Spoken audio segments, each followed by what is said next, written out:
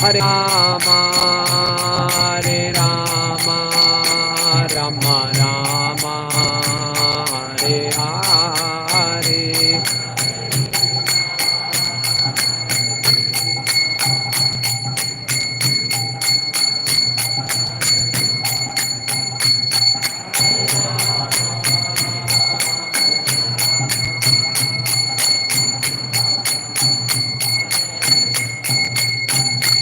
Hare Krishna,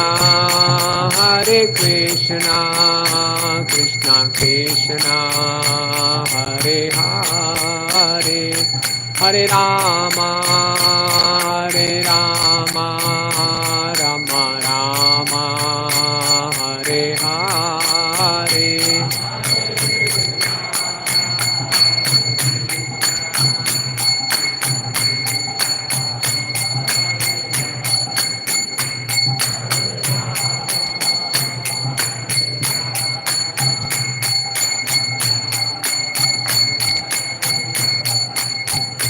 Hare Krishna, Krishna Krishna, Hare Hare, Hare Rama, Rama Rama, Hare Hare.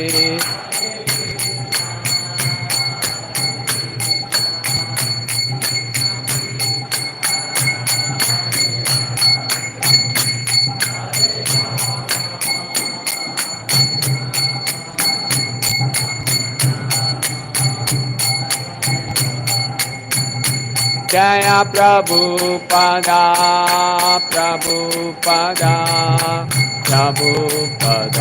Srila Prabhupada.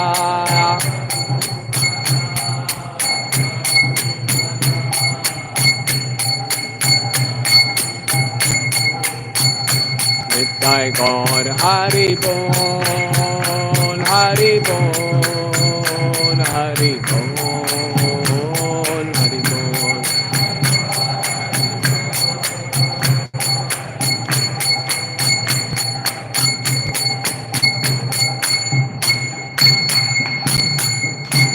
या विष्णुपाद परमहंस ओम नमो भगवते ओम नमो भगवते वासुदेवाय।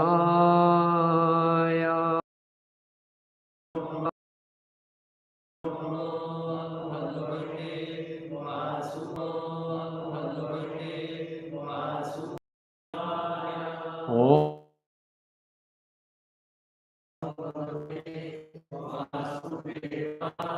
नारायणं नमस्कृत्यं नरं चैव नरोत्तमं देवीं सरस्वतीं व्यासं ततो जयमुदीरये। नष्टप्रायेषु भद्रेषु नित्यं भागवतसेवया भगवती उत्तम श्लोके भक्तिर्भवति नैष्टिकी नैष्टिकी। ज्ञानतिमिरन्धस्य ज्ञानञ्जनशलाकया ज्ञानञ्जनशलाकया चक्षुरुन्मिलितं येन तस्मै श्रीगुरुवे नमः। श्रीचैतन्यमनोभीष्टं स्थापितं येन भूतले स्वयं रूपा कदा मह्यं ददाति स्वपदान्तिकं।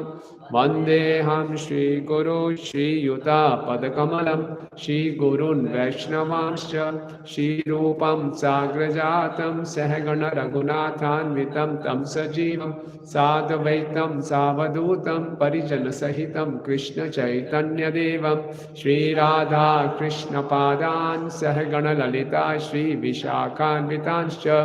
हे कृष्ण करुणा सिन्धु दीनबन्धु जगत्पते गोपेश गोपिका कान्त राधा कान्त नमस्तुते। तप्त कांचन गौरांगी राधे वृंदावनेश्वरी वृषभानुसुते देवी प्रणमामि हरिप्रिये। वाञ्छाकल्पतरुभ्यश्च कृपा सिन्धुभ्येव च पतितानां पावनेभ्यो वैष्णवेभ्यो नमो नमः। जय श्री कृष्ण चैतन्य प्रभु नित्यानंद अद्वैत गदाधर श्रीवासादि गौर भक्त वृंदा हरे कृष्णा कृष्णा कृष्णा हरे हरे हरे राम राम राम हरे हरे नमो विष्णुपादाय कृष्ण पृष्ठाय भूतले श्रीमते भक्ति वेदांत स्वामिनिति नामिने नमस्ते सारस्वते देवे गौरवाणी प्रचारिणे निर्विशेष शून्यवादी पाश्चात्य देश तारिणे।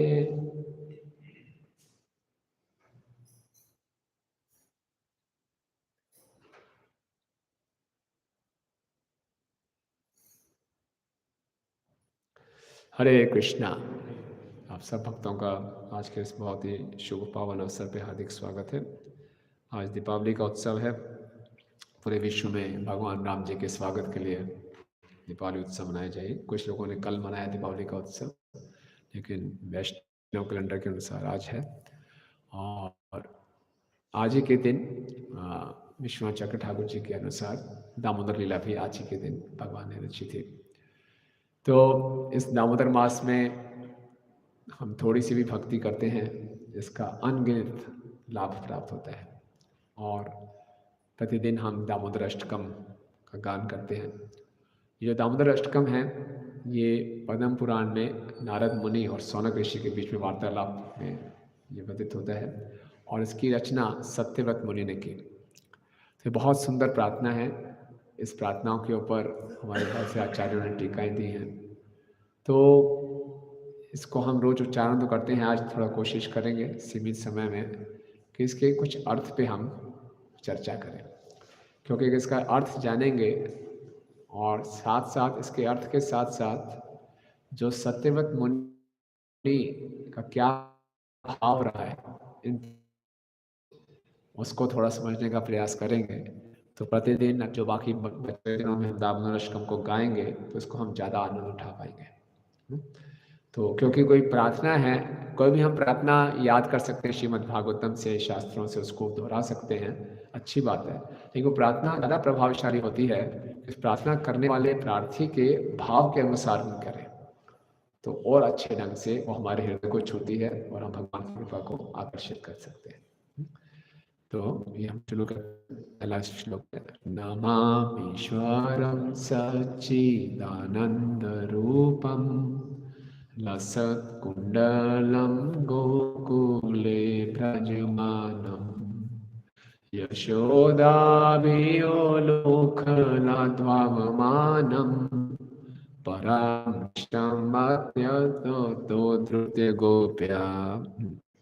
तो जो सत्यव्रत मुनि हैं, इस प्रार्थना की शुरुआत बहुत ध्यानपूर्वक कर रहे हैं। इस दामोदर लीला में हम देखेंगे कि यशोदा मैया कृष्ण को बांध रही है। कृष्ण को बांधना कोई आसान नहीं है। कृष्ण असीमित हैं, अनंत हैं, और ब्रजवासी जो हैं कृष्ण को वो पूर्ण रूप से आश्वस्त हैं कि कृष्ण एक साधारण बालक है। वो विश्वास ही नहीं करते कृष्ण भगवान है, वो मानते नहीं कृष्ण भगवान है। और भगवान भी योग माया से उनका ज्ञान ठगते हैं, और साथ ही साथ में भगवान भी अपनी भगवत्ता को त्यागते हैं। भगवान तो असली भगवान है, वो अपनी भगवत्ता को त्यागते हैं, तब इतना आनंद है। इस संसार में सब जीव भगवान बनने का प्रयास कर रहे हैं, नकली भगवान बनने का प्रयास कर रहे हैं। असली भगवान अपनी भगवत्ता को त्यागते हैं और बद जीव नकली भगवान बनने का प्रयास कर रहे हैं। सारा इसी में करेक्ट वो है, बहुत विरोधाभास है। तो सत्यव्रत मुनि क्या कर रहे हैं? नमामीश्वरम, हम इस लीला को साधारण ना समझ लें कि कृष्ण कोई साधारण से बालक है। कई बार लोग घर में भी लड्डू गोपाल जी की सेवा करते हैं तो बड़ा साधारण मान लेते हैं। एक माता जी को मैं दीक्षा का इंटरव्यू ले रहा था, तो मैं कितने बजे उठाते हो भगवान को? बोले आजकल सर्दियाँ हैं तो 7:30 बजे उठाते हैं। क्यों भाई, खुद लेट उठते हैं, भगवान को लेट उठाते हैं, सर्दियों का बहाना है। तो कई लोग बाहर में लोग हैं जो लड्डू गोपाल जी को चाय भी पिलाते हैं सर्दियों में, तो वो सोचते हैं साधारण बालक है, वो साक्षात भगवान है। तो हम जो लीलाओं की चर्चा कर रहे हैं, कहीं गलती से इनको साधारण बालक ना समझे। तो नमामीश्वरम, ईश्वर हैं वो, परम नियंता हैं। चैतन्य महाप्रभु सनातन गोस्वामी जी को शिक्षा देते हुए कहते हैं कि भगवत्ता के दो पहलू हैं। ऐश्वर्य और माधुर्य। जब तक ऐश्वर्य को नहीं जानेंगे हम माधुर्य को अच्छे ढंग से समझ नहीं पाएंगे। इसलिए भागवतम के 10 विषय हैं, भागवतम महापुराण है, इसके 10 विषय हैं। अतः सर्ग सर्गश्च स्थानम पोषणम मोदय मन मंत्र ईशानु कथा निरोधो मुक्ति आश्रय। तो 10वां विषय है जो आश्रय। जो बाकी 9 विषय हैं वो इसलिए हैं कि 10वें विषय को और इसकी महिमा को गुणगान हो, 10वें विषय का और गुणगान हो। तो बाकी जो 9 विषय हैं वो हमें मदद करते हैं कि हम 10वें विषय आश्रय को आश्रय ले सके। जिस प्रकार से राधा मदन गोपाल जी के विग्रह हैं, ये बहुत सुंदर है, लेकिन इनकी सुंदरता और निखर आती है जब उस पर फोकस लाइट डाली जाती है। तो इसी ढंग से जो बाकी के 9 विषय हैं ये 10वें विषय पर फोकस्ड करते हैं। तो जब तक हम भगवान की भगवत्ता के विषय में आश्वस्त नहीं होंगे, भगवान के माधुर्य को उतना समझ नहीं पाएंगे। जैसे कि नरेंद्र मोदी जी हैं, वो कोरोना से पहले ईस्ट ऑफ कैलाश मंदिर में विश्व की सबसे बड़ी भगवत गीता का उद्घाटन करने आए थे। ध्यान है आपको? कैसे आए थे, याद है किसी को? मेट्रो से आए थे। उसका पूरा सोशल मीडिया में कवर किया गया कि मेट्रो से प्राइम मिनिस्टर आ रहे हैं, पब्लिक ट्रांसपोर्ट से। तो बड़ी बात है, प्राइम मिनिस्टर मेट्रो में आ रहा तो बड़ी बात है। आप और हम मेट्रो में जाएंगे, बड़ी बात है, इसकी वीडियो बनेगी नहीं, क्योंकि प्राइम मिनिस्टर है और फिर भी मेट्रो में आ रहा है तो बड़ी बात है। इसी प्रकार से भगवान ईश्वर हैं, फिर भी यशोदा मैया के घर में ऐसे खेल, ऐसे साधारण बच्चे हैं तो बहुत बड़ी बात है। तो इस बात को कभी नहीं भूलना कि चलो जी भगवान ईश्वर नहीं है। तो पहला शुरुआत ही है नमामीश्वरम। ओके, तो नमामीश्वरम सच्चिदानंद रूपम। और उनका जो रूप है वो सच्चिद आनंद है, साधारण रूप नहीं है, साधारण बालक नहीं है, इसको भी याद रखना है। फिर लसत कुंडलम गोकुले भ्रजमान, उनका कुंडल है वो मकर कुंडल है और ऐसे हिल रहा है जब वो भाग रहे हैं। और गोकुले राजमानम, जो कृष्ण हैं उन गोकुल के आभूषण हैं। और जब कुंडल में उनको डाला गया, साधारण इस संसार में लोग आभूषण डालते हैं अपनी सुंदरता बढ़ाने के लिए, लेकिन भगवान का एक नाम क्या है? भूषणाभूषण। आभूषणों को भी आभूषित कर देते हैं। आप अच्छे कुंडल डालेंगे, अच्छा कोई नेकलेस डालेंगे तो बोले आप बहुत सुंदर लग रहे हो, कोई ये नहीं बोलेगा नेकलेस बड़ा ज़्यादा सुंदर लग रहा है लेकिन भगवान जब कुंडल डाल रहे हैं तो कुंडल ज़्यादा सुंदर है, कुंडल की सुंदरता बढ़ जाती है। ये भगवान की सुंदरता की विशेषता है। हर चीज़ भगवान का भक्त है, कुंडल भी भगवान का भक्त है, वो भी चिन्मय है। तो रसत कुंडलम गोकुले भ्राजमानम, जो गोकुल में भगवान में लीलाएं की वो बहुत विशेष है, ये प्रेम से ओतप्रोत है, ये कोई साधारण लीलाएं नहीं है। और जितने भी गोकुलवासी हैं उनके जीवन का एक ही लक्ष्य है, कैसे कृष्ण को आनंद देना है। हमें लगता है कि देखो गोकुलवासी बहुत आनंद उठा रहे हैं, उनका उद्देश्य आनंद उठाना नहीं है, भक्ति अपने आनंद के लिए नहीं है, उनका उद्देश्य है कृष्ण से प्रेम करना। और कृष्ण से प्रेम करने के लिए कुछ भी कष्ट सहने। तो उनके पूरे जीवन का एक ही लक्ष्य है कृष्ण को आनंद देना। अगर ये भी हमारे जीवन का लक्ष्य हो जाएगा, यदि मैं गृहे भजन देखी गृहे तो गोलोक भाई, भक्तिविनोद ठाकुर जी बताते हैं। तो ये चेतना की बात है। अगर हम इस चेतना में रहते हैं कि मुझे अब पूरा जीवन गुरु और कृष्ण को आनंद में देना है, आनंद देना मेरे जीवन का लक्ष्य उनको, तो स्वतः ही मुझे आनंद प्राप्त हो जाएगा। लेकिन अगर बोले कि मेरा जीवन का लक्ष्य है भक्ति में आया हूँ अपने आनंद की खोज में, तो आनंद खोजते ही रहेंगे, वो आनंद मिलता नहीं है। तो गोकुल भ्राजमानम, जो कृष्ण हैं वो गोकुल में विशेष प्रकार की लीलाएं करते हैं, विशेष ऐसी लीला और कहीं नहीं हुए होंगे। और जो ये दामोदर लीला है ये भगवान की बाल लीलाओं में सर्वोत्तम है।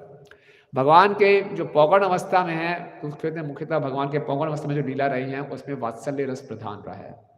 फिर भगवान के कुमार लीला में वात्सल्य रस प्रधान रहा है, और फिर पौगण लीला में साख्य रस, और केशव लीला में माधुर्य रस। तो ये कुमार लीला भगवान की आयु समय लगभग 3 वर्ष की है, तो वात्सल्य रस की सबसे प्रमुख लीला है ये दामोदर लीला। तो लसत कुंडलम गोकुले भ्राजमानम यशोदा बियो लूखला ध्वावमानम। अब यशोदा के भय से उखल से कूदकर भाग रहे हैं। आप देखिए ईश्वर की ये स्थिति है, यशोदा के भय से भाग रहे हैं। यह विवेदी स्वयं भय, जिससे स्वयं भय भयभीत हो जाता है वो यशोदा के भय से भाग रहे हैं। लीला आप जानते हैं दिवाली के दिन ही हुई थी।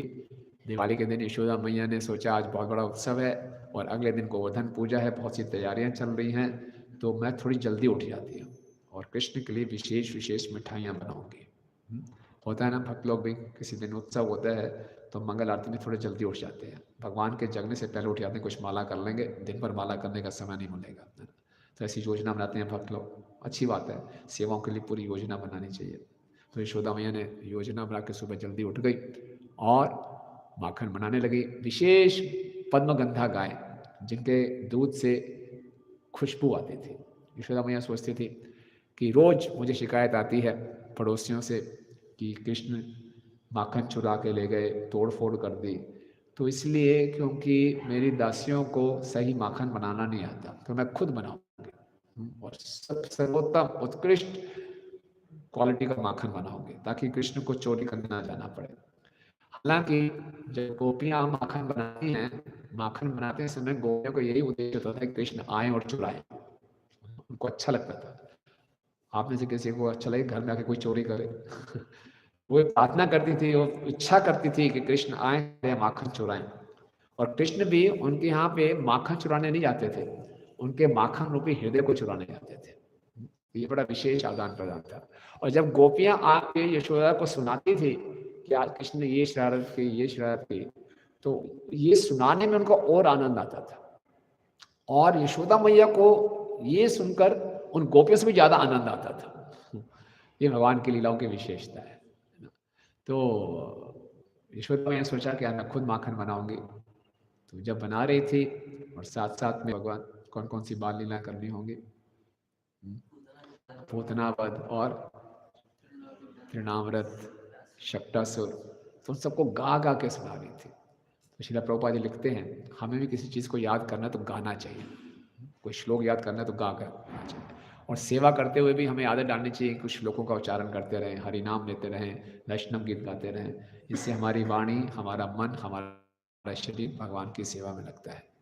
तो यशोदा मैया ऐसे गा रही थी और जब वो माखन दही को मथ रही थी तो सुंदर सुंदर उसने आभूषण डाले हुए थे, छन छन की आवाज़ आ रही थी और मथनी से खट खट की आवाज़ आ रही थी, तो मृदंग भी बज रहा था, करताल भी बज रही थी, ऐसा था, और मुख से गान चल रहा था। और जब ऐसी आवाज़ हुई, संकीर्तन हुआ, तो भगवान जग गए। भगवान जग गए। भगवान ने देखा कि यशोदा मैया नहीं है, तो भगवान चल के आए यशोदा मैया के पास। हम लोग मंगल आरती में चल के आते हैं ठाकुर जी के दर्शन करने, यशोदा मैया इतनी महान भक्त हैं कि भगवान चल के आए अपने भक्त के दर्शन करने। तो दामोदर लीला करने का भगवान का एक उद्देश्य ये है कि इस लीला के माध्यम से भगवान यशोदा का यश बढ़ाना चाहते हैं कि यशोदा कितनी महान भक्त है। श्री रूप गोस्वामी जी भक्ति रसामृत सिंधु में बताते हैं कि वात्सल्य रस में सबसे प्रमुख भक्त हैं यशोदा मैया, और 9 भक्तों का वर्णन करते हैं।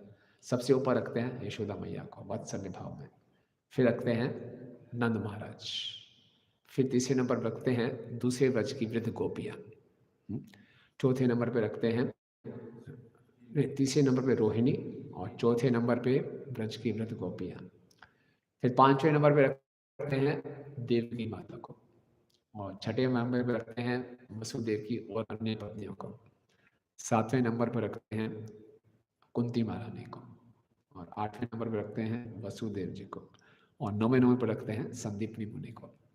तो यशोदा मैया जी वात्सल्य भाव में सर्वोत्तम भक्त है, और ये लीला भगवान ने यशोदा के यश का गुणगान बढ़ाने के लिए की है। भक्त का उद्देश्य होता है कि भगवान का यश बढ़े, और कृष्ण का उद्देश्य होता है कि भक्तों का यश बढ़े। तो यशोदा मैया जब ये कर रही थी तो फिर सामने दूध उबल गया। पहले भगवान आए, यशोदा मैया की गोद में बैठे और स्तनपान कर रहे हैं, और बहुत सुंदर यशोदा मैया के स्तनों से असीमित दूध का प्रभाव हो रहा है प्रेम के कारण, और भगवान की भी असीमित भूख है उस दूध के पीने के लिए। दूध नहीं पी रहे, भगवान क्या कह रहे हैं, यशोदा मैया का प्रेम का पान कर रहे हैं। तो बहुत सुंदर आदान प्रदान।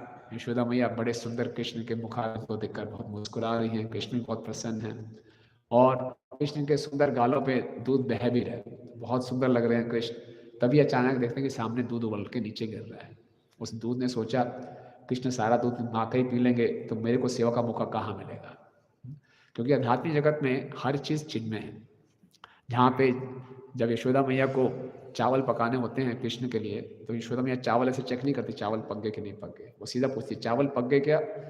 तो चावल बोलता है हाँ तैयार हूँ बिल्कुल। तो ये ऐसा, क्योंकि वह सब चिन्मय है।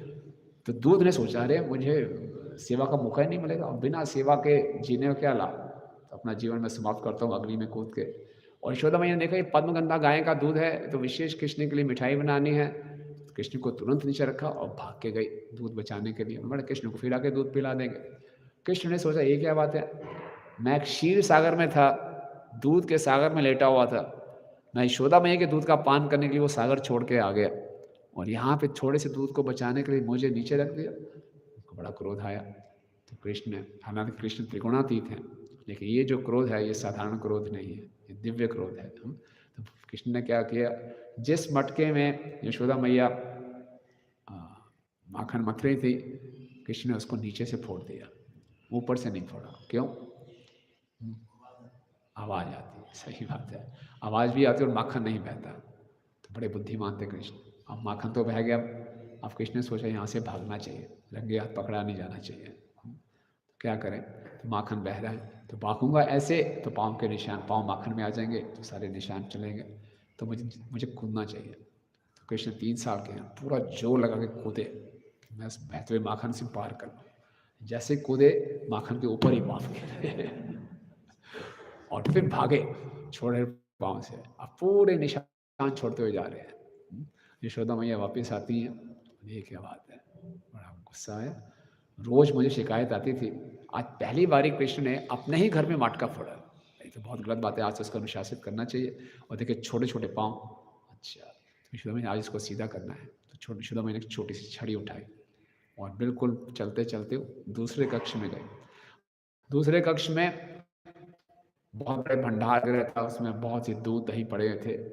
उस कृष्ण ने क्या किया था, एक उखल को लाए थे, उस पर खड़े होके सारे मटके फोड़ दिए और पूरा कमरे में उत्पात मच गया। दूध और दही और मक्खन, और बांदरों को इकट्ठा कर लिया कि आपने रामलीला में मेरी बहुत सेवा की है, अब मुझे कुछ सेवा का मौका दो। और माखन उनको बांटने लगे। वो ये दिखाना चाहते थे यशोदा मैया को कि आपका माखन इतना खराब है, मैं क्या बंदर में नहीं खाते हैं, इसलिए मुझे बाहर जाना पड़ता है। तो माखन उठा उठा के बंदरों को फेंक रहे थे, बंदर भी कुछ खा रहे थे कुछ फेंक रहे थे।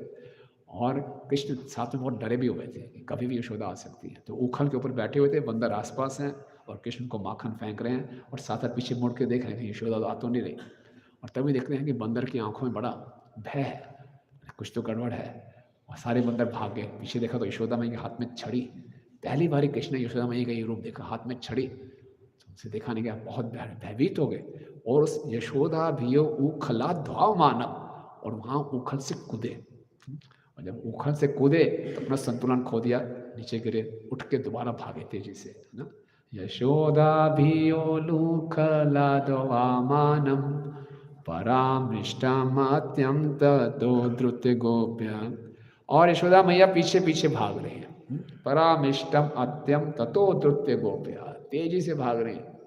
कृष्ण ने सोचा कि अब कैसे बचाऊं अपने आप को। उन्होंने सोचा कि उस समय क्या था, दिवाली के दिन नंद महाराज, रोहिणी माता और बलराम जी उपानंद के घर गए हुए थे, तो कोई नहीं था घर में, खाली दासियां थी। तो कृष्ण ने सोचा अगर मैं घर से बाहर चला जाऊंगा तो यशोदा मैया को संकोच होगा कि घर की बात बाहर नहीं जानी चाहिए, तो घर के अंदर ही रहे, तो यशोदा मैया पीछा नहीं करेंगे घर के बाहर। तो कृष्ण घर के बाहर भागने लगे, और यशोदा मैया बोला नहीं, आज तो मैंने इसको अनुशासित करना ही है। तो पकड़ के, अब कृष्ण छोटे हैं, तेजी से भाग रहे हैं, यशोदा मैया का शरीर थोड़ा भारी है, वो भागने में थोड़ा इतना तेज नहीं है, क्योंकि यशोदा ने पूरी दृढ़ थी कि मैंने पकड़ना ही पकड़ना है। तो उन्होंने क्या किया, छोड़ोगे नहीं, बड़े हे धूर्त बालक, बहुत उद्दंड है, आज भी मैं सीधा करूंगी। तो कृष्ण ने देखा यशोदा की माँ ऐसा उग्र रूप, हाथ में छड़ी, कृष्ण और भयभीत हो गए। यशोदा मैंने सोचा कि ज़्यादा ही भयभीत है, तो यशोदा मैंने क्या किया, छड़ी छुपा ली, बोले आज पकड़ूंगी तुझे। तो कृष्ण ने सोचा अब छड़ी नहीं है शायद, तो थोड़े से धीमे पड़ गए। तो यशोदा मैया ने क्या किया, अपनी दाहिनी बाजू आगे बढ़ के उनके दाहिनी, यहाँ आप देखते हैं कि यशोदा मैया हम सबको को सिखा रही हैं कि भक्ति में दृढ़ता की बहुत आवश्यकता है। सफलता और विफलता में दृढ़ता का ही अंतर है। जितना हम भक्ति में दृढ़ होंगे, सफलता मिलेंगे। किसी भी क्षेत्र में आप देखें, भौतिक जीवन में भी डिटर्मिनेशन, दृढ़ता की बहुत आवश्यकता है। और यशोदा मैया ने सोचा पकड़ना ही है। हम सब प्रतिदिन हरिनाम लेते हैं, हम देखते हैं कि हमारा मन भी इधर-उधर भागता है। बहुत मुश्किल है मन को पकड़ना। ये प्रभुपाद क्या लिखते हैं, भगवान श्री कृष्ण क्या बताते हैं, अभ्यास और वैराग्य। तो शिला प्रभुपाद जी बताते हैं कि भक्ति में प्रभुपाद लिखते हैं, success is guaranteed for rigid practitioner. जो बहुत सख्ती से साधना कर रहा है उसके लिए सफलता आश्वासित है, निश्चित रूप से मिलेगी। हिज ग्रेस वैशाखी का प्रभु ने अपनी पुस्तक फैमिली बिजनेस में बहुत सुंदर बताया कि साधना कैसे होनी चाहिए। प्रभुपाद को कोट करते हुए कहते हैं कि साधना में 3S होने चाहिए, strict, serious and sincere. Strict का मतलब क्या है, जैसे रघुनाथ दास गोस्वामी जी की साधना, पत्थर की लकीर, जैसे मर्जी परिस्थिति हो। जय श्री राधा मदन गोपाल जी की जय। सख्ती से करना ही करना है, नियमों का सख्ती से पालन। शिला प्रभुपाद जी एक बार लॉस एंजलिस में थे। प्रभुपाद जी का स्वास्थ्य ठीक नहीं था, गला बहुत खराब था और प्रभुपाद जी को भागवतम क्लास देनी थी। सो प्रभुपाद भक्तों ने बोला आपका स्वास्थ्य ठीक नहीं है, आप क्लास मत दीजिए। प्रभुपाद ने बोला नहीं, अगर मैं आज नीचे क्लास देने नहीं जाऊंगा तो लोग यही कहेंगे थोड़ा सा भी स्वास्थ्य खराब है, आप भागवतम क्लास मिस कर दो। तो प्रभुपाद नीचे गए, व्यास आसन पे बैठे, प्रभुपाद से बोला नहीं जा रहा था। तो प्रभुपाद बोल नहीं, क्लास नहीं दे पाए, किसी और शिष्य को बोला आप क्लास दें, फिर भी प्रभुपाद क्लास में बैठे और सुने। तो हमारे जो प्रभुपाद की तरह दिए हुए नियम हैं उसमें बहुत सख्ती से पालन करना चाहिए। इस कलयुग में हम और कुछ तपस्या नहीं करते, ज़्यादा तपस्या कर भी नहीं सकते, लेकिन जो हमें नियम दिए गए हैं उसमें अगर ढीलापन बरतेंगे तो फिर क्या स्कोप है। मन हमारा कहेगा कब तक कब तक सुबह जल्दी उठें, कब तक मंगल आरती करें, कब छुटकारा मिलेगा इससे। नहीं, ईश्वर मैया सिखा रहे नहीं, पकड़ना ही है, उन्होंने मुझे कृष्ण को पकड़ना ही है। तो साधना स्ट्रिक्ट होनी चाहिए। और ये जो स्ट्रिक्टनेस की है ये अपने लिए है ना, इसमें हमें दूसरे को जज नहीं करना कि वो इतना स्ट्रिक्ट नहीं, ये ऐसा है वो ऐसा है, हम फिर अपराध कर बैठेंगे। अपने लिए वैष्णव जो है अपने लिए स्ट्रिक्ट रहता है और दूसरों को बेनिफिट ऑफ डाउट देता है। ठीक है, तो अपने लिए पूरा स्ट्रिक्ट साधना। दूसरा है सीरियस। सीरियस क्या है, स्ट्रिक्ट तो रहना ही रहना है, साथ में सीरियस भी रहना है। सीरियस का क्या मतलब, वैशेषिक का समझा रहे हैं कि बहुत ही विचारशील होकर और बहुत ही ध्यानपूर्वक। ऐसा तो है स्ट्रिक्टली हो गया, हम सुबह सुबह तो आगे अपनी साधना तो कर रहे हैं, लेकिन देख रहे हैं कौन कौन नहीं आया, हाँ वो भी नहीं आया, ये भी नहीं आया, ये ऐसे ही है सब है और कहीं इधर उधर भटक रहा है मन ना बहुत ही विचारशील होकर, बहुत ही ध्यानपूर्वक। और सीरियस का मतलब ये भी है, जितने मर्जी हमारे को लुभाया जाए हम परेशान ना हो, हम अपना सीरियसली उसको करते रहे। तरह तरह के जिसे कहते हैं उत्तेजनात्मक परिस्थितियों में भी हम घबराएं ना और सीरियसली उसको करते रहे। जिस प्रकार से ध्रुव महाराज को जब कुबेर ने दर्शन दिए और कुबेर ने उनसे कहा आपको क्या चाहिए, कुबेर उनको बहुत कुछ भी धन दे सकते थे, लुभा रहे थे उनको। ध्रुव महाराज ने क्या कहा कि मुझे केवल भक्तों का संग चाहिए। हरिदास ठाकुर के पास दैश्य आई, उनको लुभाने का प्रयास किया। हरिदास ठाकुर पूरे हरि नाम पर फोकस रहे, हरे कृष्ण कृष्ण कृष्ण हरे हरे, हरे राम राम राम। और तीसरा है सिंसियर, कि अपनी साधनाएं बहुत सिंसियर रहे। सिंसियर का मतलब क्या है कि सिंसियर का मतलब है कि हमारी इच्छा में कोई मिश्रण नहीं होना चाहिए। ये जो साधना है ये गलत फहमी नहीं होनी चाहिए कि साधना के बल पे मैं कृष्ण को प्राप्त कर लूँगा। ये जो साधना की जा रही है केवल गुरु और कृष्ण की कृपा को आकर्षित करने के लिए, इसका और कोई उद्देश्य नहीं है। इसका ये उद्देश्य नहीं है, स्थापित करना उद्देश्य नहीं है कि मैं साधक नंबर 1 हूँ। इसका केवल उद्देश्य ये है कि मैं भाव पतित हूँ और मैं बहुत अच्छी साधना करने का प्रयास कर रहा हूँ ताकि मैं गुरु कृष्ण की कृपा को आकर्षित कर सकूँ, और कुछ नहीं। तो एक प्रकार से स्ट्रिक्टनेस साधना में ये हमारे शरीर की तपस्या है और सीरियसनेस मन की तपस्या है और सिंसियरिटी हृदय की तपस्या है।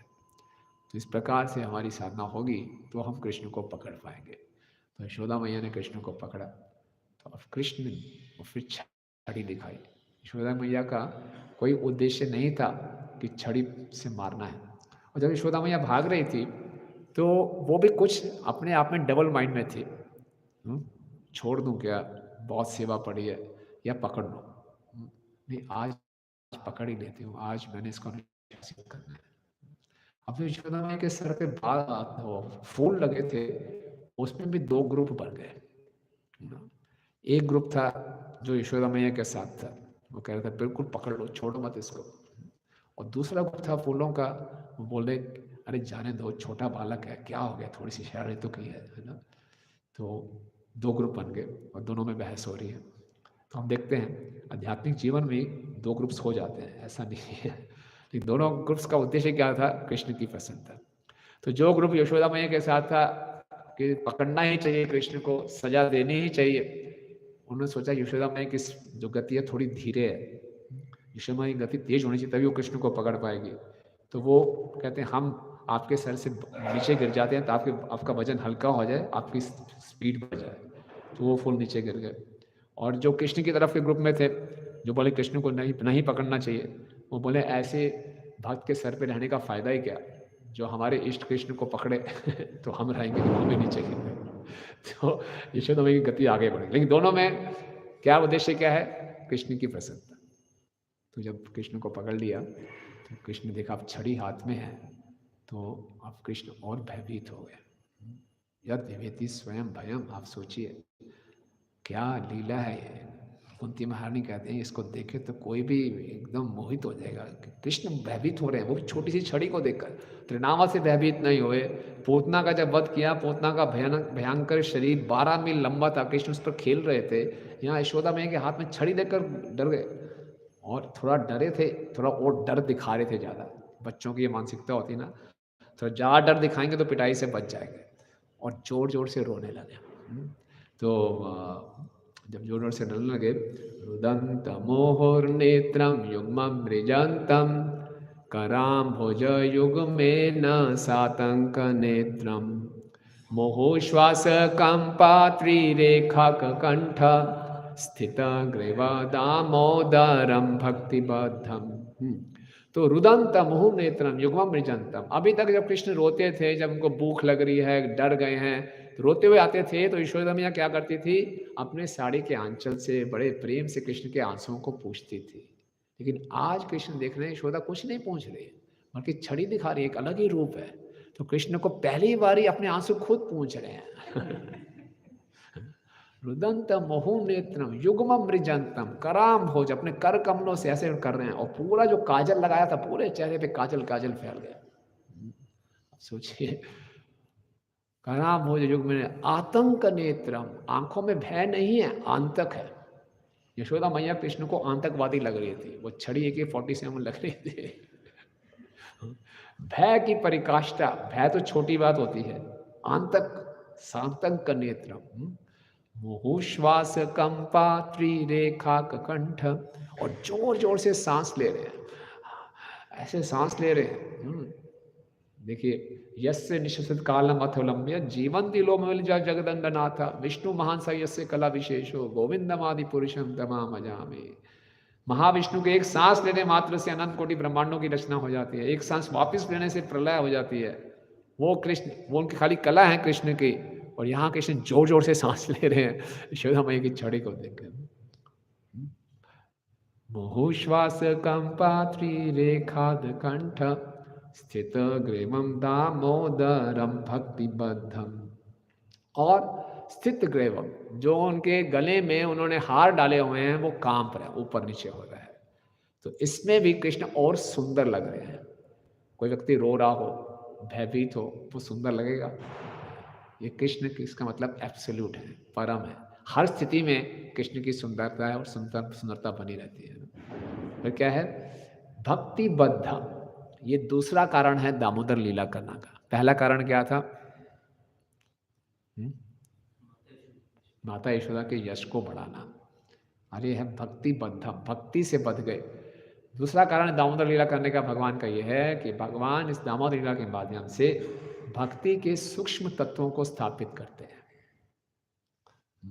भक्ति का विज्ञान है, भक्ति का सूक्ष्म तत्व क्या है। भक्ति से बंध गए भगवान, रस्सी से नहीं बंधे, भक्ति से बंधे। तो हम देखते हैं कि यशोदा मैया ने जब छड़ी रखी तो कृष्ण बहुत डरे हुए हैं, तो यशोदा मैया ने छड़ी रख दी कि कृष्ण बहुत डर गए हैं। फिर यशोदा मैया सोचा अब मैं चलता हूँ वापस रसोई घर में जाके सेवा करती हूँ।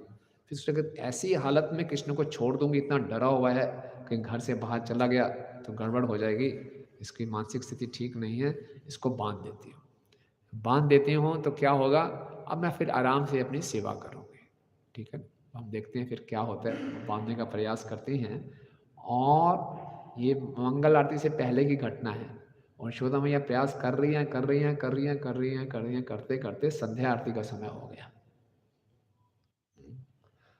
इतना परिश्रम किया और जब कृष्ण ने देखा मेरी माँ ने इतना परिश्रम कर लिया, स्वमातु स्विन्न गात्राय मिश्र कब्र सजा विश्वास वैष्णव कृष्णा कृपया आसीत स्वबंधने। इतना परिश्रम देखा कि पसीने से लथपथ हो गए, सारे बाल बिखर गए, फूल नीचे इधर उधर गिर गए।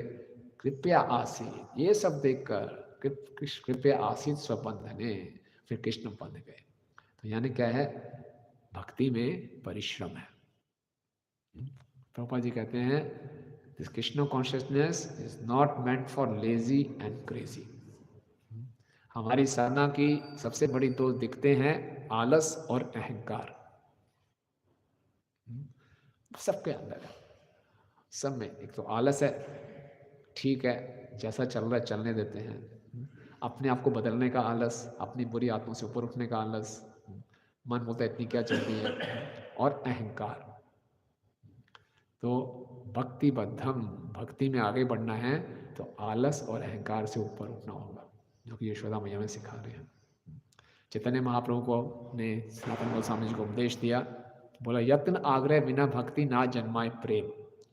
भक्ति में यत्न भी होना चाहिए और आग्रह भी होना चाहिए। साधु का एक नाम है यति, जो कि यत्न करता है। महात्माओं का लक्षण क्या बताया भगवत गीता में, सततम कीर्तयन्तो मां यतन्तश्च दृढ़ता, जो यतन करते हैं दृढ़ता के साथ। तो कई बार हम भक्ति में आते हैं, बाहर से थक के आते हैं, बहुत थका हुआ हूँ मैं, बहुत परेशान हूँ, अब यहाँ मुझे आराम करने दो नहीं, यहाँ आराम नहीं है, आराम आराम है। जहाँ आराम है वहाँ राम नहीं, और जहाँ राम है वहाँ आराम नहीं। ठीक है ना, अभी मैराथन आ रहा है, कोई आराम नहीं। फिर कार्तिक में कोई आराम नहीं। आप भक्त के जीवन में कभी आराम नहीं देखेंगे, क्योंकि नो लेजीनेस, क्योंकि समय बहुत कम है हमारे पास। हम बहुत सीमित हैं, समय बहुत सीमित है, नहीं कृष्ण असीमित है, तो इसलिए आराम का स्कोप ही नहीं है। No laziness, no craziness. Craziness क्या है कि मैं करता हूँ, सफलता नहीं मिली तो उदास हो जाते हैं, परेशान हो जाते हैं, मैं नहीं करूँगा ना। यशोदा मैया लगी रही। तो भक्ति बद्धम, तो भक्ति के तत्वों को प्रकाशित किया, और भगवान बता रहे हैं कि मैं भक्ति द्वारा जीता जा सकता हूँ और कोई नहीं। राइट, तो बहुत कुछ कहा जा सकता है, हम आगे बढ़ते हैं। ठीक है, फिर इति द्वक्स्वलीलाभिरानंद कुंडे स्वघोषम निमज्जन्तमाख्यापयन्तम् तदीयशीतागेषु भक्तिर्जितत्वं पुनः प्रेमतस्तं शतावृत्ति वन्दे।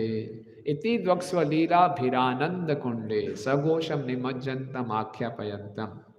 तो भगवान क्या कर रहे हैं, इस प्रकार की लीला करके स्वघोषाम, अपने जितने भी गोकुल धाम के वासी हैं, निमज्जन्तम आनंद कुंडे, आनंद कुंड में उनको डुबो रहे, और साथ में क्या कर रहे हैं, आख्यापयन्तम, घोषणा कर रहे हैं, आइए आइए सब आइए, देखिए क्या देखिए, तदीय शीतागेषु भक्तिर्जितत्वम।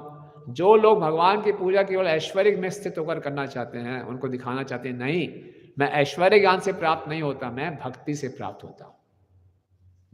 पुनः प्रेम तस्तम शतावृत्ति वंदे, फिर से भगवान को मैं प्रेम में बार बार सैकड़ों बार मैं नमस्कार करता हूं।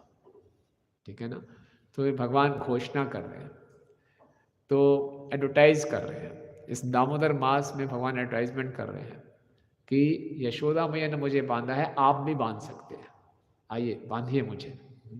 और देखिए भगवान ऐसे खड़े रहेंगे। कोई भी उत्सव एक महीना नहीं मनाया जाता। कल गोवर्धन पूजा है, एक दिन हम मनाते हैं, जन्माष्टमी एक दिन मनाते हैं, राधाष्टमी एक दिन मनाते हैं, लेकिन ये दामोदर लीला पूरा महीना मनाते हैं। है ना कमाल की बात। और देखिए हमारी ऐसी स्थिति हो जैसे भगवान की स्थिति है, हम रो रहे हों, भयभीत हों, किसी ने हमें पकड़ के बंद कर दिया हो और कोई हमारी फोटो खींच ऐसे मौके पे बड़े परेशान हुए क्या है। और हम तो साधारण व्यक्ति हैं, भगवान अरे बाप रे बाप, जिनके सब लोग पूजा करते हैं उनकी ये हालत। तो जब यशोदा मैया ने बांध दिया था तो सारे देवतागण ऊपर से लाइव टेलीकास्ट देख रहे थे, तो सब कंफ्यूज हो गए, ये क्या हो रहा है, ये क्या हो रहा है, ये कैसे हो गया, ऐसे कैसे हो सकता है ना। तो भगवान उनको बोला तुम नहीं समझ पाओगे तुम्हारा जो ज्ञान है ऐश्वर्यपूर्ण ज्ञान है, भक्तिर्जितत्व, मैं भक्ति से जीता जाता हूँ। तो इस प्रकार से भगवान घोषणा कर रहे हैं, आख्यापयंतम, आइए आइए देखिए मुझे। और जिस प्रकार से यशोदा मैया ने अपने प्रेम से मुझे बांधा है, आप भी मुझे बांध सकते हैं। इसलिए दामोदर मास बहुत विशेष मास है। ये हमें जीवन का लक्ष्य याद दिलाता है हमें कि हमारे जीवन का लक्ष्य क्या है, प्रेमा भक्ति। और भगवान कह रहे हैं इस मास में आप मुझे थोड़ी सी भी सेवा कर लेंगे, मैं आपको प्रेमा भक्ति प्रदान कर सकता हूँ। तो इस प्रकार की घोषणा भगवान कर रहे हैं, राइट। उसके बाद यहाँ तक सत्यव्रत मुनि जी ने यशोदा मैया का गुणगान किया, भगवान को नमस्कार किया, भक्ति का गुणगान किया। अब आगे श्लोकों में वो कुछ मांगना शुरू करते हैं। वरम देव मोक्षम न मोक्षावधिं वा नाचान्यं वृणेऽहं वरेशादपीह इदं ते वपुर्नाथ गोपाल बालम सदा मे मानस्याविरास्तं किमन्ये। वरम देव मोक्षम न मोक्षावधिं वा, ये देव मुझे मोक्ष नहीं चाहिए, मोक्षावधि, मोक्ष की जो अल्टीमेट है वैकुंठ निवास, वो भी नहीं चाहिए। ना वरेशाद पीहा, ना कोई मुझे साधना भक्ति से और कोई लाभ चाहिए। क्या चाहिए मुझे? इदम ते वपुरनाथ गोपाल बालम, आपका जो गोपाल बाल का वपु है, रूप है, सदा में मनस्या वीरास्तम की मन में, हमेशा मेरे मन में बसा रहे, इसके अलावा मुझे और क्या चाहिए। तो हमेशा हमारे मन में भगवान बसे रहे। सुबह सुबह तुलसी माला से प्रार्थना क्या करते हैं, नयन हेरिबो सदा युगल रूप राशि। तो अगर मन में हमारे भगवान बसे रहे, इसके लिए क्या होना करना पड़ेगा कि बहुत ही तल्लीनता से सेवा करनी पड़ेगी, तब जाके भगवान मन में आएंगे। विशेषकर अंते नारायण स्मृति, जीवन की सफलता क्या है कि मनुष्य जीवन के अंत काल में हम भगवान का स्मरण कर सकें। तो उसके लिए क्या करना है, इस जीवन काल में हम जो भी भगवान का नाम जप कर रहे हैं, साधना कर रहे हैं, सेवा कर रहे हैं, पूरी तल्लीनता के साथ करें। जो श्रवण कीर्तन कर रहे हैं पूरी तल्लीनता के साथ कर रहे हैं। भक्ति बहुत सरल है, लेकिन इसको बहुत गंभीरता से लेना चाहिए। श्रीनिवास ठाकुर जी क्या बताते हैं, हमारे भक्ति के जो रजोगुण और तमोगुण के कारण जो हमारे अवरोध आते हैं, तो हम श्रवण कीर्तन का भी पूरा लाभ नहीं उठा सकते। लाए विक्षेप, आलस आता है, श्रवण करते ही नींद आनी शुरू हो जाती है ना। और बैठे भी हैं, हम कक्षा में बैठे हैं लेकिन मन कक्षा में नहीं बैठे, कहीं और भाग रहे। तो उसके बाद बैठे भी हैं तो बिल्कुल उदासीन तरीके से बैठे हैं, लीलाएं भी सुन रहे हैं तो कोई आस्वाद नहीं हो रहा। तो ये रजोगुण और तमोगुण के प्रभाव है, इससे ऊपर उठना है। तभी हम अपने मन को पूर्ण रूप से येन केन प्रकार मना कृष्णा निवासी, ये समय बहुत कम है और मन को कृष्ण में लगाना है, जबरदस्ती पकड़ के लगाना है, तभी ये होगा। सदा में मनस्या वीरस्ताम की मन्य, नहीं तो मन में और अन्य विषय रहेंगे हमारे। तो हमारे अभी मन में हालत कृष्ण कहीं कोने में है, लेकिन सत्यव्रत मुनि क्या कर रहे हैं कि केवल कृष्ण हो और कोई ना हो मन में। लॉन्ग वे टू गो, लेकिन प्रार्थना करेंगे और प्रयास करेंगे तो संभव है।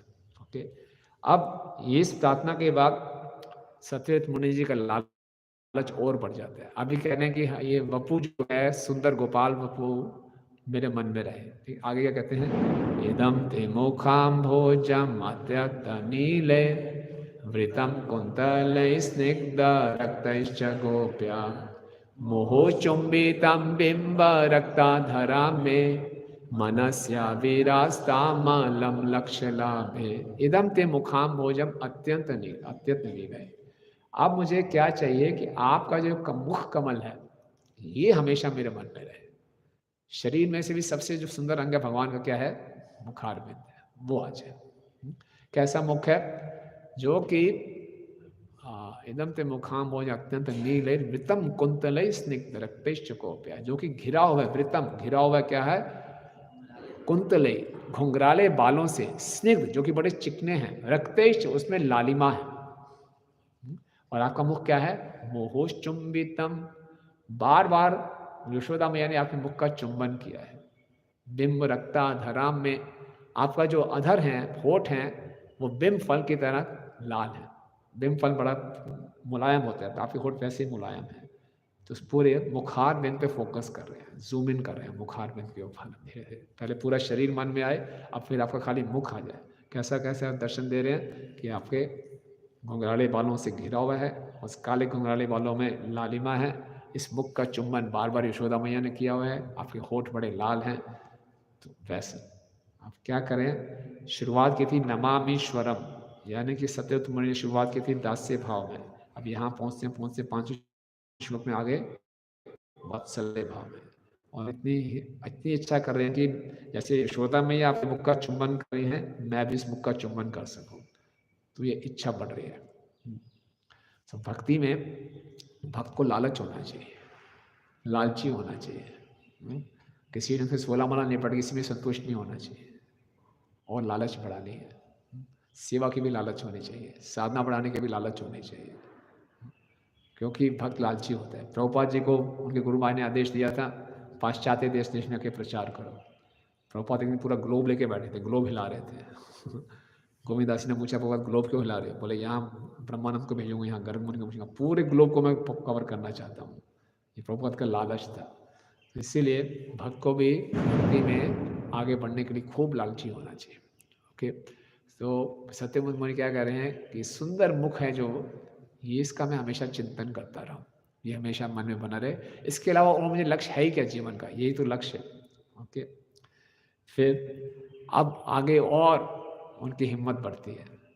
नमो देव दामोदरानंत विष्णु प्रसीद प्रभो दुख जाला विमग्नम कृपा दृष्टि वृष्ट्याति दीनम बतानु ग्रहाणेश मामज्ञ में दक्ष दृश्य।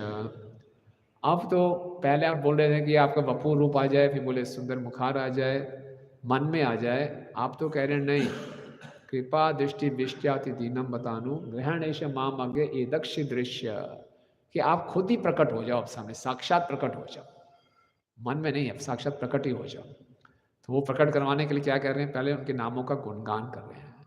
नमो देव दामोदरानंत विष्णु, आप देव हैं, आप परम पुरुषोत्तम भगवान हैं, आप दामोदर हैं। जब यशोदा मैया आपको बांध सकती हैं, आप इतने भक्त वत्सल हैं, तो मैं भी आपका छोटा सा भक्त हूँ, मुझ पर भी कृपा कीजिए। और अनंत, आप अनंत हैं, आपकी अनंत कृपा है। और विष्णु, विष्णु मतलब सर्वव्यापक हैं, आपको कहीं और से नहीं आना पड़ेगा, तो कहीं भी प्रकट हो जाएंगे, मेरे सामने प्रकट हो जाइए। और कृपा दृष्टि वृष्ट्याति दीनम बतानु ग्रहण ईश, ईश हैं आप, परम नियंता हैं, आप स्वतंत्र हैं, आप किसी नियमों से नहीं बंधे हुए कि किस पे कृपा करने के लिए मैं बंधा हुआ हूँ, ये नियम है वो नियम है। आप किसी पे भी कृपा कर सकते हैं। तो आप क्या कीजिए? पहले आप कीजिए प्रसीद प्रभु, आप मुझसे प्रसन्न हो जाइए, प्रसीद प्रभु। फिर दीनम, मैं बहुत दीन हूं। पहले क्या किया? भगवान का गुणगान किया, भगवान की महिमा बताई, प्रार्थना करने का तरीका, और अपनी दीनता बताई।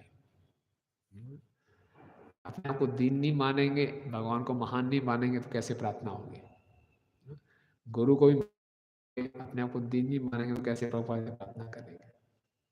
तो मैं बहुत दीनहीन हूँ, तो क्या करो? अनुग्रह करो मुझ पर। क्या अनुग्रह करो? हे ईश्वर, कि माँ मगे बेनक्शी दृश्य, कि मेरे सामने आप अपने दर्शन दे दीजिए।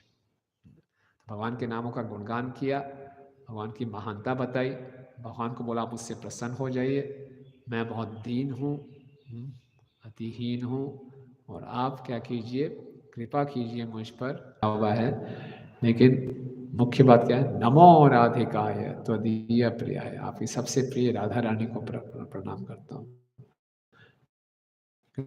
राधा रानी ने मेरे दी तो आप जरूर मेरी इस प्रार्थना को स्वीकार करेंगे, मुझे अपना प्रेम दे देंगे, है ना। इसलिए हमारी जो भी सेवा होती है श्रीमती राधा रानी के माध्यम से जाती है, इसलिए हम हरे कृष्ण महामंत्र में पहले श्रीमती राधा रानी का नाम है। इसलिए हमारी पूरी जो भक्ति में हमारी पूरी उम्मीद श्रीमती राधा रानी की कृपा पर निर्भर है। तो उन्होंने कहा ठीक है, मेरी ये जो पूरी मेरे मनोरथ हैं और निश्चित रूप से पूरे होंगे। नमो राधिकाय तो दिया प्रियाय, और फिर एक और नमो अनंत लीलाय देवाय तो भ्यम, और उन अनंत लीलाओं को प्रणाम। कौन सी अनंत लीला को बता रहे हैं, वो आपकी रासलीला। उस रासलीला में अनंत गोपियां हैं, उनको भी प्रणाम। तो गोपियों के और राधा रानी की कृपा से आप मेरे इस एप्लीकेशन को, मेरे इस प्रार्थना को जरूर स्वीकार करेंगे। इसलिए हमें भी जो प्रार्थना करनी है तो गुरुजनों के माध्यम से करनी है, कि अगर वो मेरी तरफ से प्रार्थना कर देंगे, रिकमेंड कर देंगे, तो मेरी प्रार्थना स्वीकार हो जाएगी। ये बहुत सुंदर भावनात्मक उद्गार है सत्यव्रत मुनि जी का हृदय से। तो इसको हमने कुछ संक्षेप में चर्चा करने का प्रयास किया। यशोदा दामोदर भगवान की जय। किसी का कोई प्रश्न है या टिप्पणी है, क्वेश्चंस और कमेंट्स? बहुत सुंदर आपने बताया कि हिम्मत नहीं हारना भक्ति में। हाँ, तो इसमें ये प्रश्न आता है कि हम लोग प्रयास करते हैं फिर फेल होते हैं, फिर प्रयास करते हैं फिर फेल होते हैं, इतनी बार फेल हो जाते हैं तो कब तक हिम्मत नहीं हारना? हाँ। एक्चुअली भक्ति में कुछ फेलियर है ही नहीं, जब तक प्रयास कर रहे हैं ये सफलता है। हम रोज उठ के जप कर रहे हैं, अपने बहुत बड़ी सफलता है। हम भक्तों के संग में ये बहुत बड़ी कृपा है, बहुत बड़ी सफलता है। सफलता को बाहरी दृष्टिकोण से नहीं देखना चाहिए। हम सफलता उसको मानते हैं जिसको दुनिया सफलता मानती है। सारा दिक्कत ये है ना। दुनिया जिसको सफल बोलेगी पर तब हम सफल हैं। कोई ये सफलता बोल रहा है, आप मंगल आरती में उठ गए, बहुत सफल है, सफलता मानी जाएगी। तो हम हमारे हिसाब से उसी को सफलता माना जाता है जिसमें लोग बोले वाह वाह क्या बात है। नहीं, भगवान हमारे प्रयासों को ही सफलता मान रहे। तो इतना हमें क्लियर हो जाए, प्रयास करते रहें, बाहरी रूप से सफलता मिले ना मिले इससे कोई निर्भर नहीं है। हाँ, बाहरी रूप से हमारा कोई सेवा मिली, उसमें सफलता, उस परिणाम आना चाहिए, तभी आगे बात बढ़ेगी। तो उसमें हम देख सकते हैं कहीं हम गलती तो नहीं कर रहे, उस गलती को सुधार सकते हैं, परामर्श कर सकते हैं, सलाह ले सकते हैं क्या इसमें सुधार लाएं। लेकिन प्रयास कर रहे हैं ये अपने आप में बहुत बड़ी सफलता है।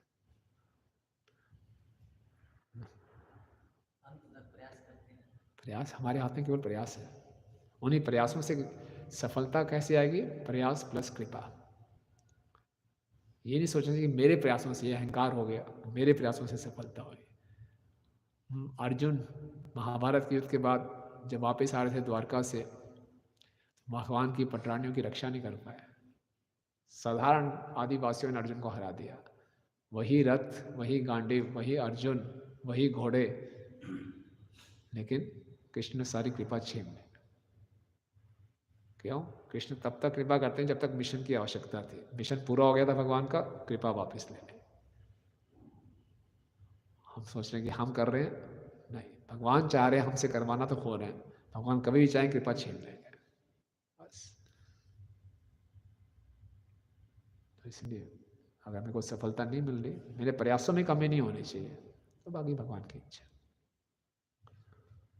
कृपा कब होती है, इसका कुछ भगवान पहले कृपा कब होती है इसका कोई पहले? कृपा हमेशा होती है।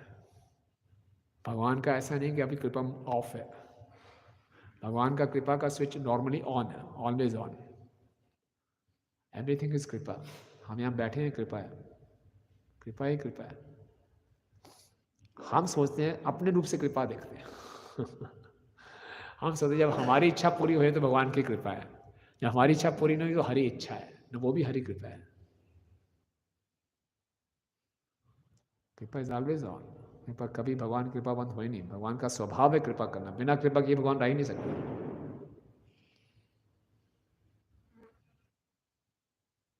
ठीक है ना? और कुछ? या जी बोलिए।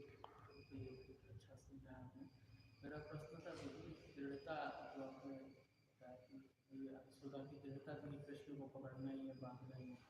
तो फिर जब दृढ़ता की बात आती है तो एक और भी चीज़ आता है कि जो आप करने के एलिजिबल नहीं हो उसके लिए आप प्रयास कर रहे हो, तो इसको कैसे समझें। और दूसरा एक लालच की बात है, तो जनरली लालच को भौतिक जगत में बहुत कंडेम किया जाता है, लालच बहुत बुरी बला है।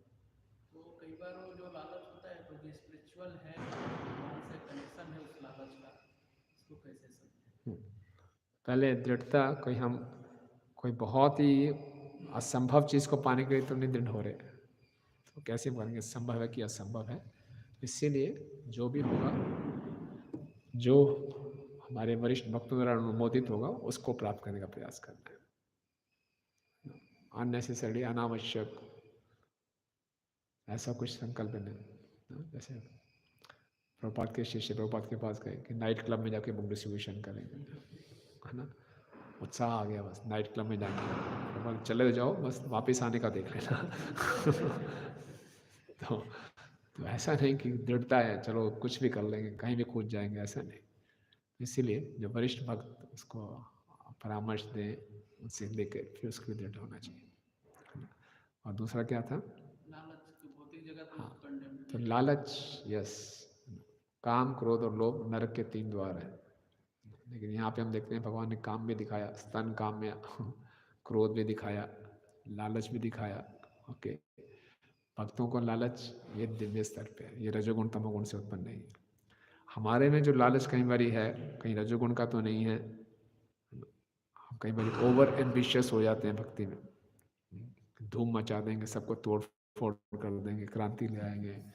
तो प्रभुपाद क्या कर रहे हैं? उत्साह होना चाहिए। उत्साह का मतलब है बुद्धि के साथ प्रयास करना, एंडेवर विद इंटेलिजेंस, बुद्धि के साथ प्रयास करना। फिर से हम क्या कर लें? गुरु साधु शास्त्र से चेक कर लें, ठीक है। एक साधक के लिए बहुत जरूरी है कि वो मार्गदर्शन में रहे, तो मन कभी भी धोखा दे देता है हमें। और कुछ?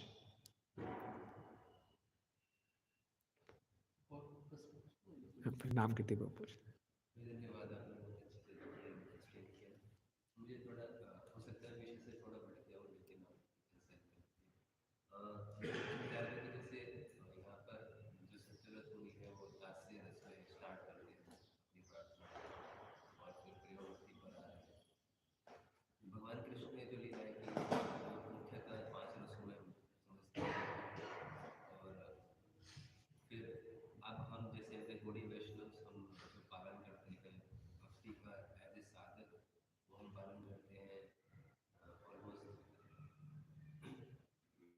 गौरव महाप्रभु ने जो इंस्ट्रक्शंस दिए, तो उसमें ये मुझे थोड़ा कंफ्यूजन हो रहा है कि इसे नरोत्तम दास ठाकुर की प्रार्थना में कहते हैं से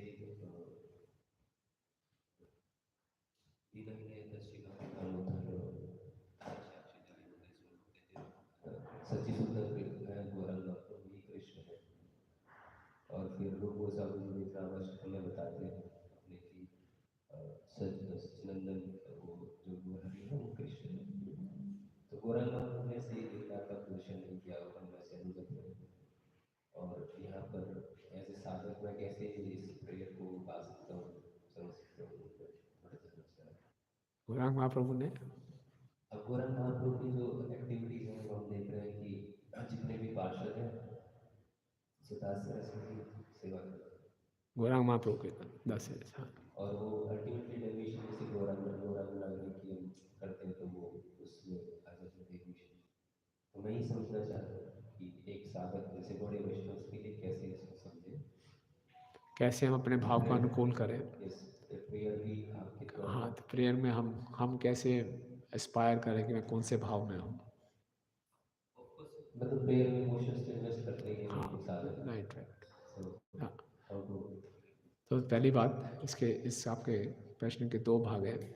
पहला भाग है कि हम चैतन्य महाप्रभु इतने कृपालु हैं, अगर महाप्रभु के संकीर्तन आंदोलन में महाप्रभु की सेवा दासी भाव में की जाती है, महाप्रभु की सेवा माधुर्य भाव में, साख्य भाव में नहीं की थी। दास्य भाव में महाप्रभु की सेवा करेंगे। भक्तिनाथ ठाकुर नवदीप भाव तरंग में बता रहे हैं कि ये इतनी शक्तिशाली है कि महाप्रभु की दास्य भाव में संकीर्तन आंदोलन में सेवा हमें राधा कृष्ण के चरणों में सेवा देगी माधुर्य भाव में, क्योंकि श्री कृष्ण चैतन्य राधा कृष्ण नहीं अन्य। ये कलयुग की विशेषता है। ओके। अब ये जो सत्यव्रत मुनि की प्रार्थना है, ये तो एस्पायर कर रहे हैं कि सुंदर मुखारविंद मेरे मन में रहे, मुझे प्रेमा भक्ति प्राप्त हो। इससे हम कैसे प्रार्थना करें, क्या इमोशंस इन्वेस्ट करें। हम क्या कर सकते हैं, जैसे बताया कि मेरा मन आप में हमेशा लीन रहे। सुबह सुबह तो बोलते हैं ना, नयना हेरी बो सदा युगल रूप राशि। मदन गोपाल जी से प्रार्थना कर सकते हैं कि आपका हमेशा मैं आपका चिंतन करता रहूं, आपका सुंदर मुखारविंद मेरे हृदय में रहे, आपके दर्शन होते हैं, आपके मैं दर्शन करता रहूं, आपका प्रेम मुझे प्राप्त हो। इसमें क्या है ना। और प्रेम चारों भाव में से किसी भी भाव में हो सकता है। प्रेम ऐसा नहीं कि दास्य भाव में प्रेम है, प्रेम के भाव में, प्रेम किसी भाव में हो सकते हैं। वो भाव क्या होगा, वो हमें धीरे धीरे जब आगे बढ़ेंगे, हृदय शुद्ध होगा तो मालूम चलेगा किस भाव में है।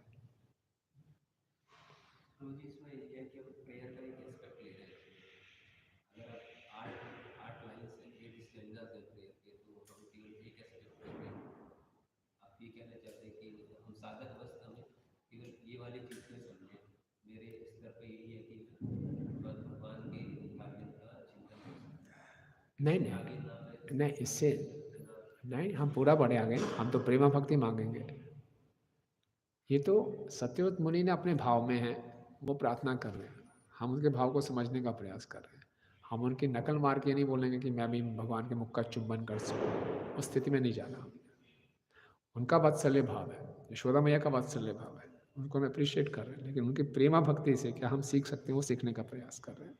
और मन को अपने भगवान में तल्लीन करने का प्रयास कर रहे हैं और प्रेमा भक्ति मांग रही। कौन सा भाव होगा हमारा, ये गुरु कृष्ण की कृपा से हमें रिवील होगा।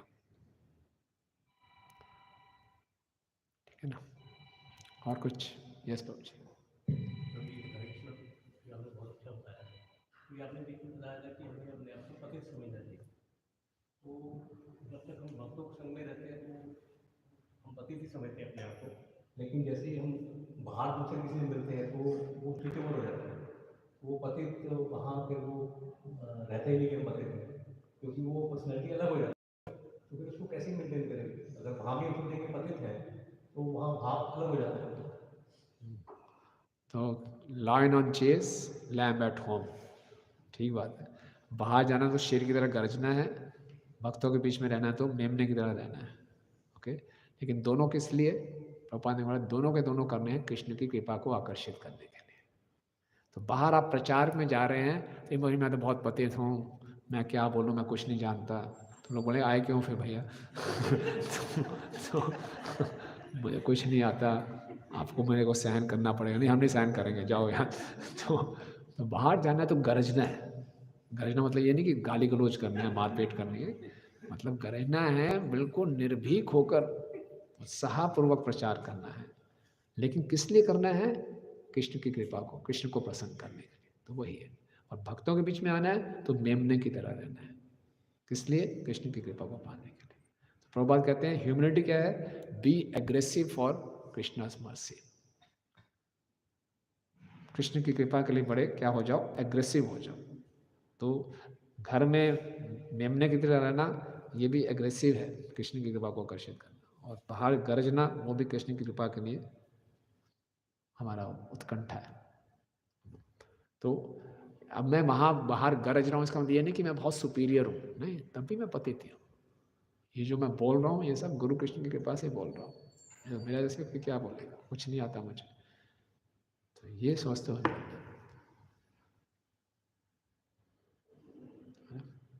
Yes.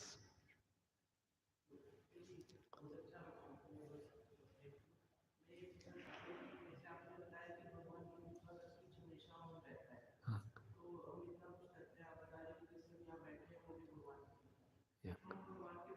कृतज्ञता कैसे है कि भगवान आप हमारे लिए इतनी कृपा हमारे ऊपर कर रहे हैं और कुछ भी नहीं करते, थोड़ी कृतज्ञता का भाव कैसे होगा? हाँ, तो कृतज्ञता के लिए अभ्यास करें इस बात को। जितना हम ध्यान से श्रवण कीर्तन करेंगे और जानेंगे कि सब कृपा से हो रहा है, तो इसीलिए भगवान को धन्यवाद हमेशा करते रहे। और जब भी यहाँ पर आए सबसे पहले धन्यवाद दें कि मंदिर में आ गए, ये बहुत बड़ी बात है। प्रभुपाद एक लेक्चर में बोलते हैं, सुबह उठें अपने आप को भगवान को धन्यवाद, मैं जीवित हूँ आज। अगर हम सुबह उठें और जीवित ही ना हो तो हाँ, मैं जीवित हूँ, ये बहुत बड़ी बात है। आज एक दिन और मिल गया सेवा के लिए मुझे, सो धन्यवाद। सुबह यहाँ आ रहे हैं, भी कुछ हो जाए, अगर कुछ हो जाए, किसी को पैरालिसिस हो जाए, तुरंत क्या कर लेगा? तुरंत भगवान शक्ति में ड्रॉ कर ले, क्या कर लेंगे? तो हमारे पास सब कुछ है, सब कुछ चल फिर रहे, हम फॉर ग्रांटेड लेते हैं, सब ठीक है। थोड़ी सी गड़बड़ हो जाए मालूम चलता है। तो ये देखने का प्रयास करना है कि सब कुछ कृपा से ही है। प्रैक्टिस करनी है इसकी, अपने आप नहीं होगा। ठीक है, हाँ ऐसे ही पूछ लें।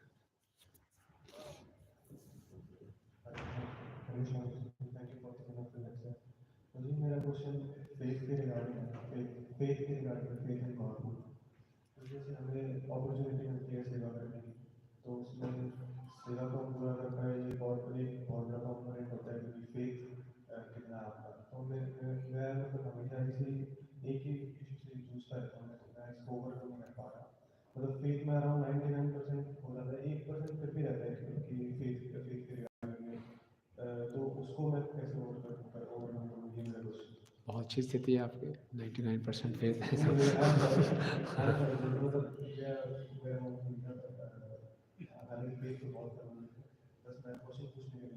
अच्छा अच्छा अच्छा, नहीं ठीक है, कुछ भी है। आप यहाँ बैठे हैं इसका मतलब श्रद्धा है, तभी आप यहाँ बैठे हैं, सुन रहे हैं श्रद्धा है, पूछ रहे हो इसका मतलब श्रद्धा है। तो श्रद्धा का क्रमशः विकास होता है, ग्रेजुअली डेवलपमेंट होता है, तो चिंता मत कीजिए। जैसे जैसे श्रद्धा बढ़ती जाएगी तब हम भक्ति में आगे बढ़ते जाएंगे। श्रद्धा का ही कंडेंस रूप है प्रेम, पूरी प्रगाढ़ श्रद्धा हो जाएगी, वो प्रेम है। तो ये श्रद्धा एक बहुत दिव्य उपहार है, तो ये कृपा से प्राप्त होता है। ओके, तो हमें कृपा हुई, अब इसको विकसित करना मेरे हाथ में है। तो श्रद्धा का विकास कैसे होगा? श्रवण कीर्तन से। जितना आप शास्त्रों को पढ़ेंगे, समझेंगे, अपने जीवन में उतारने का प्रयास करेंगे, आपकी फेथ बढ़ेगा। जितने ध्यान से आप हरिनाम लेंगे, आपकी श्रद्धा बढ़ेगी। जितना केवल आप प्रसाद का सेवन करेंगे, आपकी फेथ बढ़ेगी। जितना असत संग से बचेंगे, उतना फेथ बढ़ेगी। फेथ को जो काटता है वो असत संग काटता है ना। जैसा संग करेंगे वैसा फेथ होगा आपका। तो असत संग से बचिए और भक्तों का संग ज़्यादा कीजिए, और जो बताया गया उसको ध्यानपूर्वक करने का प्रयास कीजिए, आपका फेथ बढ़ता जाएगा। और जैसे ही संशय आ रहे हैं उसका निवारण तुरंत कीजिए। सो ग्रेजुअल प्रोसेस, कोई भी संशय मन में मत रखिए, आया उसको तुरंत निवारण कीजिए। ठीक है, यस प्रभु। प्रभु जी, इसमें वो लास्ट में वो लिखते हैं ना कि राधा रानी से आपने बताया रिकमेंडेशन चालू करते हैं। हाँ, तो प्रभु जी, हमें अपने भक्ति के अंदर हम कृपा के लिए किससे रिकमेंडेशन मांगना चाहिए? ये प्रश्न बहुत बड़ी पूछा जाता है। राधा अष्टमी में राधा रानी से, नित्यानंद त्रयोदशी में नित्यानंद से, गौर पूर्णिमा में गौरांग महाप्रभु से, बलराम जयंती में बलराम जी से, प्रभुपाद तिरुभाव दिवस में प्रभुपाद जी से, हाँ चारों के तिरुभाव सबसे। तो हम तो भिखारी हैं भैया, तो सबसे बटोर लो, सबसे बटोर लो। फिर भी हमारे लिए जो कांटेक्ट पॉइंट है वो हमारे गुरु हैं। सो सारे आचार्यों का, नित्यानंद प्रभु, गौरांग महाप्रभु, राधा रानी, सबका जो आ रहा है कृपा गुरु परंपरा के माध्यम से, गुरु में आता। तो उनकी सेवा की, उनको प्रसन्न किया, सबकी कृपा मिल जाएगी। और उनसे प्रार्थना भी करनी है। इसमें एक और प्रश्न था कि आपने बताया कि भगवान कृष्ण, गोपियाँ चाहती थी कि मेरे घर आके चोरी करें। हाँ हाँ तो कृष्ण जब चोरी करते थे तो यशोदा मैया से कंप्लेन भी करती थी गोपियाँ। हाँ तो इस चीज को कैसे समझे? हाँ, तो कंप्लेंट नहीं थी, वो कीर्तन था। वो कृष्ण की लीला का कीर्तन था कि आज कृष्ण आए, आज कृष्ण ने ये किया, आज कृष्ण ने ऐसे मटकी फोड़ी, आज माखन नहीं मिला तो मेरे बच्चों को रुला के चला गया। तो वो कृष्ण की लीलाओं का कीर्तन कर रहे हैं तो और उनको आनंद आ रहा है, और उसमें जो उन्होंने देखा होते हुए उसमें अपने भाव डाल दिए तो और मधुर हो गई लीलाएं। इसलिए यशोदा मैया जब वो सुनती हैं तो यशोदा मैया ने कभी नहीं देखा कृष्ण को ऐसे नटखट करते हुए, उनको और आनंद, गोपियों से ज़्यादा आनंद यशोदा मैया को आता था सुन के। तो ये है। अब साधारण बच्चे के मुँह करेंगे बहुत शरारती है, ऐसा करता, कोई आनंद नहीं आएगा। और जो पड़ोसी बताएगा भी आगे कि आपका बच्चा इतना शरारती करता है, उसकी फ्रस्ट्रेशन और बढ़ेगी। हमारा इतना नुकसान कर दिया, आप कुछ नहीं करते, उसका फ्रस्ट्रेशन बढ़ता जाएगा। लेकिन कृष्ण किया है, कृष्ण की लीला है, तो गोपियाँ वो लीला का गुणगान हो रहा है तो उनका आनंद और बढ़ रहा है। ये तो अंतर है। माता यशोदा के मन में ये डाउट या जो भी जिसकी वजह से माता यशोदा इस दिन वो माखन को निकाल रही है, हाँ अगर जो है डाउट की हो तो एक कीर्तन हो रहा है, हाँ तो उनके अंदर कोई स्पर्धा है, कुछ वैसा नहीं है कि हाँ अंदर वो भी नॉर्मली नहीं सुनते ना कि क्योंकि वहाँ यशोदा क्यों निकाल रही है कि वो अन्य गोपियाँ जो अच्छा खिला रही है, हाँ इसलिए मैं खुद निकाल रही हूँ। हाँ हाँ, तो ऐसा भी मतलब ये ऐसा नहीं है कि यशोदा मैया संतुष्ट है, चलो जी कृष्ण बाहर जाके माखन चुराते हैं, मुझे बड़ा आनंद आ रहा है, तो अच्छा ऐसे ही करते रहो। नहीं, वो तो कृष्ण को एक साधारण बालक समझ रही है ना।